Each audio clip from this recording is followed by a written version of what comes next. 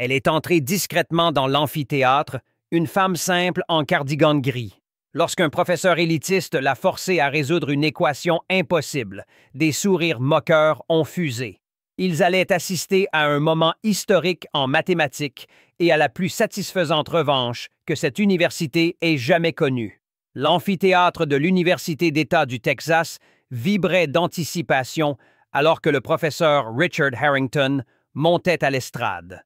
Mathématicien distingué, chef du département, il était connu pour son mépris envers ceux qu'il jugeait intellectuellement inférieurs. Sarah Mitchell, 37 ans, se glissa au dernier rang, lissant son cardigan gris. Elle détonnait parmi les étudiants diplômés, mais elle n'était pas là pour se fondre dans la masse. Elle était là pour apprendre. Aujourd'hui, nous discuterons de l'hypothèse de Riemann et ses implications pour l'informatique quantique, annonça Harrington, imposant le silence. Ses yeux scrutèrent la salle, s'arrêtant brièvement sur Sarah avec une moue désapprobatrice. Elle connaissait ce regard, un jugement rapide, un rejet. C'était le même qu'on lui avait lancé lorsqu'elle avait postulé comme employée d'entretien 3 ans plus tôt. Sarah prenait des notes méticuleuses, ses yeux s'illuminant lors des discussions théoriques. À la pause, elle surprit des étudiants chuchoter. « C'est qui, la femme de ménage qui prend des notes? » Un autre ricana. Harrington déteste quand des non-mathématiciens assistent à ces événements. « Pourquoi? » Sarah serra son carnet. Impassible. Ils ignoraient que les mathématiques étaient son refuge depuis l'enfance, qu'elle avait appris le calcul avancé seule entre 2 quarts de nuit, élevant sa fille sans aide. Quand Harrington présenta sa méthode pour un problème mathématique non résolu, Sarah repéra une faille subtile. Elle avait étudié cette équation pendant des nuits entières. « Des questions? » demanda Harrington, sûr que personne n'oserait. Sarah leva la main, presque malgré elle. Tous les regards se tournèrent vers elle. « Oui, madame? » dit Harrington, sarcastique. « À propos de la transformation en étape 4, ne crée-t-elle pas des incohérences aux conditions limites? » demanda Sarah, la voix douce. Un silence glacial s'installa. « Votre nom? » exigea Harrington. « Sarah Mitchell. »« Votre département? » Elle hésita. « Je travaille à l'entretien. » Des murmures parcoururent la salle. Harrington, amusé, répéta. « Entretien? Intéressant. Vous pensez avoir trouvé une erreur dans mon travail? » Sarah rougit. « Pas une erreur, juste une complication potentielle. » Il l'interrompit. « Concentrez-vous sur des activités plus... accessibles. » Des rires fusèrent. Sarah se tassa sur son siège, humiliée. Mais Harrington n'en avait pas fini. Puisque notre invitée de l'entretien est si confiante qu'elle démontre son expertise. Il désigna le tableau. « Venez, Madame Mitchell. » Sarah se figea. Chaque instinct lui criait de refuser, mais une force plus profonde, la fierté ou la lassitude d'être sous-estimée, la poussa à se lever. Le trajet jusqu'au tableau sembla interminable, accompagné de chuchotements. Harrington écrivit une équation complexe de calcul multivariable. « Prenons quelque chose d'accessible, » dit-il, moqueur. Des rires éclatèrent. Sarah, tremblante, fixa le tableau. Puis, les nombres s'organisèrent dans son esprit, comme toujours. Elle n'était plus dans un amphithéâtre hostile, mais dans son refuge mathématique. Elle commença à écrire, d'abord hésitante, puis avec assurance. Le silence s'installa. Harrington, déstabilisé, scruta son travail. La solution était correcte, élégante. « C'est juste », admit-il à contre-cœur. Mais n'importe qui avec une formation de base aurait pu le faire. Ne voulant pas s'avouer vaincu, il effaça le tableau et écrivit une équation plus complexe, tirée de ses recherches sur le cryptage quantique. « Si vous préférez retourner à votre place, je comprendrai. » Sarah hésita. Cette équation était abstraite, inconnue. Le doute l'envahit. Harrington, croyant avoir gagné, tendit la main pour reprendre la craie. « Attendez, » dit-elle, voyant soudain une pattern. Elle se remit à écrire, lentement, puis avec confiance. Des murmures d'étonnement parcoururent la salle. La Dre Elizabeth Chen, professeure invitée du MIT, se pencha en avant, fascinée par l'approche non conventionnelle de Sarah. À mi-chemin, Sarah buta sur un obstacle. Harrington sourit. Une tentative valeureuse, dit-il. Mais Sarah ne céda pas. Une idée surgit, une transformation élégante. Elle écrivit frénétiquement.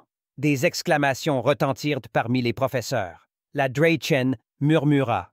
Elle utilise l'analyse dimensionnelle pour simplifier la variance quantique. C'est inédit.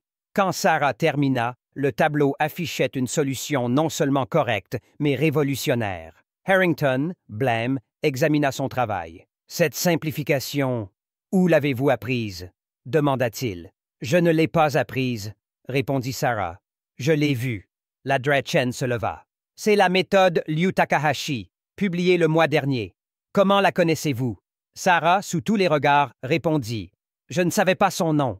Je n'ai jamais eu de formation au-delà du collège communautaire. Impossible, lâcha Harrington, mais sa voix manquait de conviction. La Drei-Chen examina le tableau. Pourtant, c'est là, parfaitement exécuté. Comment? Sarah prit une profonde inspiration. Les mathématiques ont toujours eu du sens pour moi. Je vois des patterns, des solutions. Un étudiant lança. Mais vous travaillez à l'entretien. Pourquoi ne pas? Parce que la vie arrive, coupa Sarah. J'ai eu ma fille jeune. Son père est parti.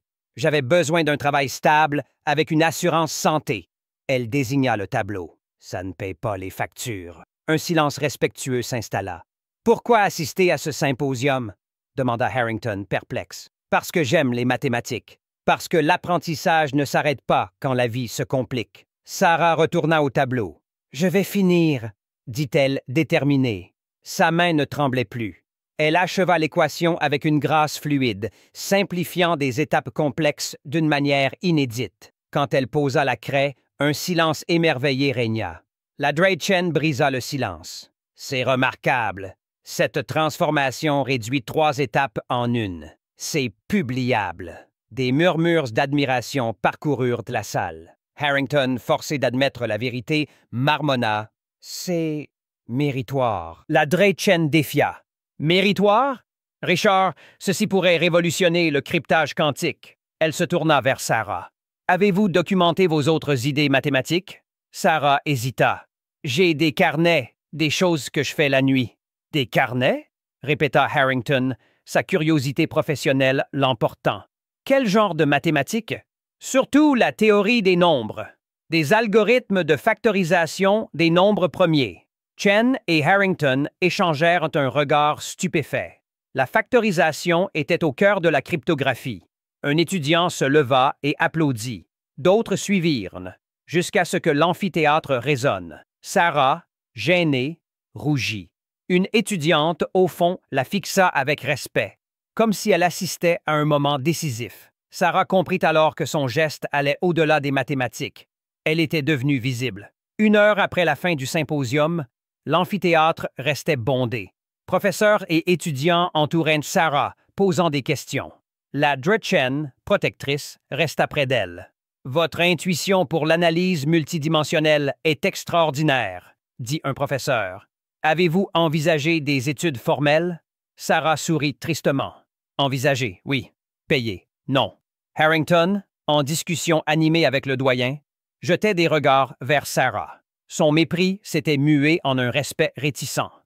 La Drei-Chen toucha le bras de Sarah. « Nous devons parler de votre avenir. Le MIT a des bourses pour des cas exceptionnels comme le vôtre. » Harrington s'approcha. « Madame Mitchell, le département aimerait examiner vos carnets, si vous êtes d'accord. » Ce n'était pas une excuse, mais c'était ce qui s'en rapprochait le plus. Sarah acquiesça. « Je les apporterai demain. » La Drei-Chen ajouta à l'attention de Harrington. « Je les examinerai personnellement. » Alors que la foule se dispersait, une étudiante arrêta Sarah. « Merci, » dit-elle, émue. « Pourquoi? » « Pour montrer que nos origines ne définissent pas ce qu'on sait. Je viens d'une petite ville rurale. On me juge aussi. » Sarah sentit une chaleur l'envahir. Elle n'avait pas mesuré l'impact de son geste. Dehors, l'air du soir semblait chargé de possibilités. Sarah pensa à ses carnets, remplis d'années d'exploration solitaire. Demain, ils seraient examinés par les meilleurs esprits mathématiques du pays. Terrifiant, exaltant. 6 mois plus tard, Sarah enseignait dans une salle de classe, expliquant un théorème complexe à des undergraduates. Ses manches retroussées, elle écrivait avec assurance. Une bourse d'urgence, arrangée par la Drei-Chen, avait changé sa vie. Deux de ses approches théoriques avaient été publiées, attirant l'attention nationale. Même Harrington, à contre-cœur, reconnaissait ses idées. Le plus grand changement était intérieur. Sarah ne cachait plus son intelligence. Sa fille, Lily, avait obtenu une bourse complète à l'université, inspirée par sa mère. En fin de cours, une étudiante leva la main, hésitante mais déterminée. Sarah l'encouragea, se souvenant de son propre silence passé. « N'ayez jamais peur de lever la main, dit-elle. La question que vous craignez de poser peut tout changer. Si l'histoire de Sarah vous a touché, rappelez-vous que le génie se cache souvent sous des circonstances, non par manque de talent. Qui sous-estimez-vous dans votre vie?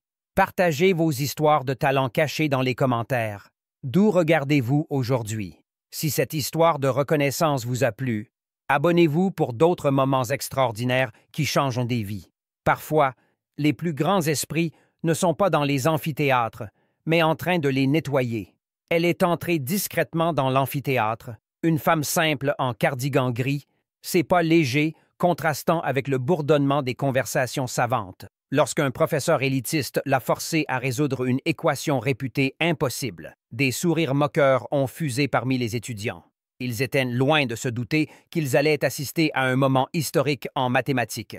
Une revanche aussi inattendue que satisfaisante, qui marquerait à jamais l'histoire de cette université. L'amphithéâtre de l'Université d'État du Texas, un vaste espace aux murs tapissés de bois sombre et aux rangées de sièges usés par des décennies d'étudiants, vibrait d'une énergie palpable. Les murmures des doctorants et des professeurs invités se mêlaient aux cliquetis des ordinateurs portables et au froissement des pages de carnet. Au centre de la scène, le professeur Richard Harrington monta à l'estrade, son allure imposante renforcée par un costume bleu marine taillé sur mesure et une barbe argentée soigneusement entretenue. Mathématicien de renom, chef du département, il était autant admiré pour ses travaux sur l'informatique quantique que redouté pour son mépris cinglant envers ceux qu'il jugeait intellectuellement indignes de son attention. Sarah Mitchell, 37 ans, se glissa au dernier rang avec une discrétion presque instinctive, lissant son cardigan gris sur une blouse blanche impeccablement repassée. Ses cheveux châtains, noués en un chignon pratique, et ses lunettes à monture fine ne faisaient rien pour attirer l'attention. Elle détonnait parmi les jeunes diplômés en vestes élégantes et les professeurs aux airs confiants, mais elle n'était pas là pour se fondre dans la masse. Elle était là pour apprendre, pour nourrir une passion qu'elle portait en elle depuis l'enfance, une passion qu'elle avait cultivée dans l'ombre, loin des regards. Aujourd'hui, nous discuterons de l'hypothèse de Riemann et de ses implications révolutionnaires pour l'informatique quantique, annonça Harrington, sa voix grave imposant un silence immédiat. Ses yeux, perçants derrière ses lunettes cerclées d'acier, balayèrent de la salle, s'arrêtant un instant sur Sarah. Une moue subtile, à peine perceptible, trahit son jugement. Elle connaissait ce regard, ce mélange de condescendance et de rejet. C'était le même qu'elle avait reçu 3 ans plus tôt, lorsqu'elle avait postulé pour un poste d'employé d'entretien à l'université, ses mains encore marquées par le savon des longues nuits de ménage dans des bureaux déserts. Sarah sortit un carnet usé et un stylo, ses doigts s'activant avec une précision méthodique. Elle prenait des notes méticuleuses, ses yeux s'illuminant à chaque mention de théorie complexe. Les équations, pour elle, n'étaient pas de simples symboles. Elles étaient une langue vivante, un refuge où elle pouvait échapper aux dures réalités de sa vie. Mère célibataire, elle avait élevé sa fille, Lily, seule, jonglant entre des quarts de nuit et des moments volés pour étudier. Les mathématiques avaient été son sanctuaire, un espace où elle n'était pas définie par son uniforme d'entretien ou par les jugements des autres. À la pause, alors qu'elle feuilletait ses notes, elle surprit des chuchotements moqueurs. 2 étudiants, installés quelques rangs plus loin, échangeaient des regards amusés. « C'est qui la femme de ménage qui prend des notes comme si elle comprenait? » lança l'un, un jeune homme aux lunettes à monture épaisse. L'autre, une étudiante aux cheveux impeccablement lissés, ricana. « Harrington déteste quand des non-mathématiciens squattent ces événements. Elle doit être là pour des crédits d'éducation continue. » Sarah serra son carnet contre sa poitrine, son visage impassible masquant la douleur familière de l'invisibilité. Ils ignoraient tout d'elle. Ils ne savaient pas que, petite fille, elle résolvait des équations algébriques pendant que ses camarades jouaient. Ils ne pouvaient imaginer les nuits passées à étudier le calcul avancé sur des manuels d'occasion entre 2 quarts de travail, alors que Lily dormait dans la pièce d'à côté. Le symposium reprit et Harrington présenta sa méthode audacieuse pour résoudre un problème mathématique non résolu lié à l'hypothèse de Riemann. Son explication était brillante, mais Sarah, les yeux plissés, repéra une faille subtile dans sa transformation variable. Elle avait passé des nuits entières à explorer cette équation, griffonnant des hypothèses dans ses carnets. « Des questions? » demanda Harrington, son ton suggérant qu'il n'en attendait aucune digne d'intérêt. La salle resta silencieuse, les étudiants intimidés par son autorité. Sarah sentit une impulsion inattendue. Presque malgré elle, sa main se leva, tremblante. Le regret l'envahit immédiatement. Tous les regards convergèrent vers elle, et un silence oppressant s'installa. « Oui, madame ?» dit Harrington, sa voix teintée d'une ironie mordante. Sarah déglutit, sa gorge sèche. À propos de la transformation en étape 4, ne crée-t-elle pas des incohérences lorsqu'on applique les conditions limites? Sa voix, plus douce qu'elle ne l'aurait voulu, résonna dans l'amphithéâtre. Un silence glacial suivit. Quelques étudiants échangèrent des regards incrédules, certains réprimant un sourire. Harrington haussa un sourcil, feignant la surprise. « Votre nom ?» exigea-t-il. « Sarah Mitchell » répondit-elle, la voix plus ferme. « Et votre département ?» Sarah hésita, consciente que sa réponse changerait tout. « Je travaille à l'entretien. » Un murmure parcourut la salle, ponctué de quelques rires étouffés. Harrington, amusé, répéta lentement. « Entretien? Intéressant. Et vous pensez avoir trouvé une erreur dans mon travail? » Sarah sentit ses joues s'enflammer. « Pas une erreur, juste une complication potentielle. » Il l'interrompit, sa voix tranchante. « Peut-être devriez-vous vous concentrer sur des activités plus accessibles. » Des rires éclatèrent, cruels et bruyants. Sarah se tassa sur son siège, l'humiliation lui brûlant la poitrine. Elle souhaita disparaître, redevenir l'ombre qu'elle avait toujours été. Mais Harrington, sentant une proie facile, n'en avait pas fini. Puisque notre invitée de l'entretien semble si confiante en ses compétences mathématiques, qu'elle vienne démontrer son expertise. Il désigna le tableau d'un geste théâtral. « Venez, Madame Mitchell. » Sarah se figea, le cœur battant. Chaque fibre de son être lui criait de refuser, de s'enfuir. Mais une force plus profonde, la fierté peut-être, ou l'épuisement d'être constamment sous-estimée, la poussa à se lever. Ses jambes semblaient de plomb alors qu'elle avançait, chaque pas résonnant sur le parquet usé, accompagné de chuchotements et de regards scrutateurs. Arrivée au tableau, elle prit la craie que Harrington lui tendit, évitant son regard perçant. « Prenons quelque chose d'accessible, » dit-il, le mot dégoulinant de condescendance. Il écrivit une équation complexe, issue du calcul multivariable avancé. Un problème difficile mais pas insurmontable pour quelqu'un avec une formation adéquate. Le véritable défi résidait dans l'humiliation publique qu'il cherchait à infliger. « Prenez votre temps, » ajouta-t-il avec une fausse générosité. « Nous sommes tous curieux d'apprendre des perspectives diverses. » De nouveaux rires secouèrent la salle. Sarah, la main tremblante, fixa le tableau.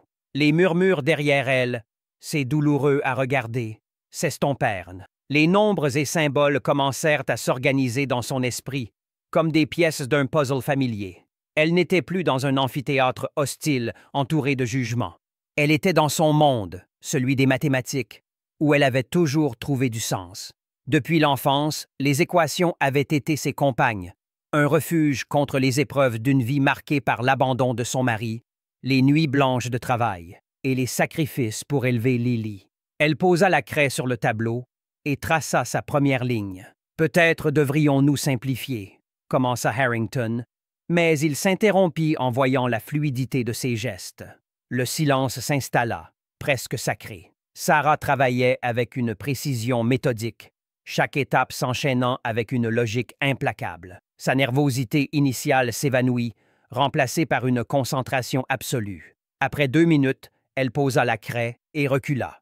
Le tableau affichait une solution parfaite, élégante. Harrington, déstabilisé, scruta son travail, cherchant une erreur. Il n'en trouva aucune. « C'est juste », admit-il à contre-cœur, sa voix teintée d'agacement. Mais n'importe qui avec une formation de base en calcul aurait pu le faire. La Dr. Elizabeth Chen, professeure invitée du MIT, assise au premier rang, haussa un sourcil, son regard passant de Harrington à Sarah avec un intérêt croissant. Harrington, refusant de céder, effaça le tableau avec un geste brusque. « Essayons quelque chose de plus... stimulant, » dit-il, une pointe d'irritation dans la voix. Il écrivit une nouvelle équation, tirée de ses recherches de pointe sur le cryptage quantique. Ce n'était pas un exercice de manuel, c'était une énigme théorique, publiée dans des revues spécialisées. Ce problème a des implications pour la sécurité de l'informatique quantique, expliqua-t-il à la salle, ses yeux fixés sur Sarah. « Vous préférez retourner à votre place? Je comprendrai parfaitement. » Le défi était clair, une invitation à l'échec. La salle retint son souffle, attendant que Sarah s'effondre. Elle fixa l'équation, son assurance vacillant. Les symboles étaient abstraits, la notation inconnue. Pendant un instant, le doute l'envahit. Peut-être avait-elle surestimé ses capacités. Peut-être Harrington avait-il raison sur son niveau. Les secondes s'étirèrent, lourdes de tension. « Comme je m'y attendais, » dit Harrington, tendant la main pour reprendre la craie. « Attendez, » murmura Sarah, sa voix à peine audible. Quelque chose avait cliqué. Un motif, une connexion, émergea du chaos des symboles. Elle se souvenait d'un article lu lors d'une pause déjeuner, penché sur un ordinateur de la bibliothèque universitaire. Il abordait une approche novatrice du cryptage quantique. Elle se remit à écrire, lentement d'abord, puis avec une assurance croissante. Les murmures dans la salle se transformèrent en silence stupéfait. La Dr. Chen se pencha en avant, ses yeux s'écarquillant devant l'approche non conventionnelle de Sarah. À mi-chemin, Sarah s'arrêta, fronçant les sourcils. L'équation semblait mener à une impasse. Harrington esquissa un sourire satisfait. « Une tentative valeureuse, » dit-il, prêt à reprendre le contrôle. Mais Sarah ne céda pas. Elle fixa le tableau, son esprit tournant à plein régime. Puis, comme une clé dans une serrure, une idée surgit. Une transformation élégante qui simplifiait tout. Elle écrivit frénétiquement, ses gestes précis et confiants. Des exclamations étouffées retentirent parmi les professeurs au premier rang. La Dr. Chen murmura à son collègue « Elle utilise l'analyse dimensionnelle pour réduire la variance quantique. C'est inédit. » Quand Sarah termina, le tableau affichait une solution non seulement correcte, mais révolutionnaire. Harrington, le visage blême, examina son travail, ses doigts suivant chaque ligne avec une intensité presque désespérée. « Cette simplification, où l'avez-vous apprise? » demanda-t-il, sa voix tremblante d'une émotion contenue. Sarah, pour la première fois, le regarda dans les yeux. « Je ne l'ai pas apprise, » dit-elle simplement. « Je l'ai vue. » Un silence chargé d'électricité enveloppa la salle. La Dr. Chen brisa le silence. « C'est remarquable, » dit-elle, s'approchant du tableau. « Cette transformation réduit 3 étapes en une. C'est du niveau d'une publication scientifique. » Des murmures d'admiration parcoururent la salle. Harrington, forcé de reconnaître la vérité, marmonna « C'est méritoire. » Mais ces mots semblaient faibles face à l'ampleur de ce qui venait de se produire. La Dr. Chen se tourna vers lui, les sourcils levés. « Méritoire? Richard, ceci pourrait révolutionner le cryptage quantique. C'est une avancée majeure. » Puis, s'adressant à Sarah, « Avez-vous documenté vos autres idées mathématiques? » Sarah hésita, soudain vulnérable sous l'attention. « J'ai des carnets, » dit-elle. « Des choses que je griffonne la nuit, quand je ne dors pas. »« Des carnets? » répéta Harrington, sa curiosité professionnelle l'emportant sur son orgueil blessé. « Quel genre de mathématiques? »« Surtout la théorie des nombres, » répondit Sarah, un peu intimidée. « Des algorithmes de factorisation des nombres premiers, des hypothèses sur les distributions. » Chen et Harrington échangèrent un regard stupéfait. La factorisation des nombres premiers était au cœur de la cryptographie, un domaine où les percées étaient rares et précieuses. Un étudiant du premier rang se leva et applaudit, brisant la tension. D'autres suivirent, et bientôt l'amphithéâtre résonna d'un tonnerre d'applaudissements. Sarah, gênée, sentit ses joues rougir, non pas de honte cette fois, mais d'une émotion nouvelle. Une étudiante au fond de la salle, qui l'avait observée avec intensité, lui adressa un hochement de tête empreint de respect, comme si elle venait de voir une vérité fondamentale se dévoiler. Sarah comprit alors que son geste dépassait les mathématiques. Elle était devenue visible pour la première fois de sa vie adulte. 1 heure après la fin officielle du symposium, l'amphithéâtre restait bondé. Sarah se retrouva entourée de professeurs et d'étudiants, tous avides de comprendre son parcours. La Chen, presque protectrice, ne quittait pas son côté. « Votre intuition pour l'analyse multidimensionnelle est extraordinaire », lui dit un professeur de physique quantique, les yeux brillants d'admiration. « Avez-vous envisagé des études formelles? » Sarah esquissa un sourire triste. « Envisager, oui. Payer, non.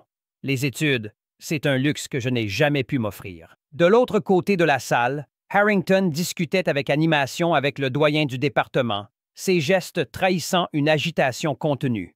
Il jetait des regards vers Sarah, son mépris initial remplacé par un respect réticent, teinté de défensive. La Chen posa une main légère sur le bras de Sarah. « Nous devons parler de votre avenir, » dit-elle à voix basse. « Le MIT a des programmes de bourse pour des cas exceptionnels comme le vôtre. Votre talent est trop rare pour être ignoré. » Harrington s'approcha, son port raide. « Madame Mitchell, » dit-il, sa voix formelle masquant une émotion complexe. « Le département souhaiterait examiner vos carnets, si vous êtes d'accord. Il pourrait y avoir des opportunités à discuter. » Ce n'était pas une excuse, mais pour un homme comme Harrington, c'était ce qui s'en rapprochait le plus. Sarah hocha la tête. « Je les apporterai demain. » La Chen, lançant un regard acéré à Harrington, ajouta « Je les examinerai personnellement. » Alors que la foule se dispersait lentement, une jeune étudiante s'approcha de Sarah, hésitante. « Madame Mitchell ?» dit-elle, ses yeux brillants d'émotion. « Je suis en ingénierie et je voulais juste vous dire merci. »« Pourquoi ?» demanda Sarah, surprise. « Pour avoir montré que nos origines ne définissent pas ce que l'on sait. Je viens d'une petite ville rurale. Les gens me jugent aussi. Ce que vous avez fait, ça me donne de l'espoir. » Sarah sentit une chaleur l'envahir, un sentiment qu'elle n'avait pas anticipé. Elle n'avait pas réalisé que son moment de courage pouvait inspirer d'autres. Dehors, l'air frais du soir caressait son visage. Le campus, baigné dans la lumière dorée du crépuscule, semblait différent, chargé de possibilités qu'elle n'avait jamais osé imaginer. Sarah pensa à ses carnets, empilés sur la table bancale de son petit appartement, rempli d'années d'exploration mathématique solitaire. Demain, ses pensées intimes, griffonnées à la lueur d'une lampe de chevet, seraient examinées par certains des esprits les plus brillants du pays. C'était terrifiant. C'était exaltant. 6 mois plus tard, Sarah se tenait dans une salle de classe plus petite face à une trentaine d'étudiants undergraduate. Les manches de son cardigan gris retroussé, elle expliquait un théorème complexe sur la factorisation des nombres premiers, son marqueur glissant sur le tableau blanc avec une assurance tranquille. Une bourse d'urgence, orchestrée par la Chen, avait bouleversé sa vie. Le MIT avait reconnu son talent exceptionnel, lui offrant une chance qu'elle n'aurait jamais. Et ça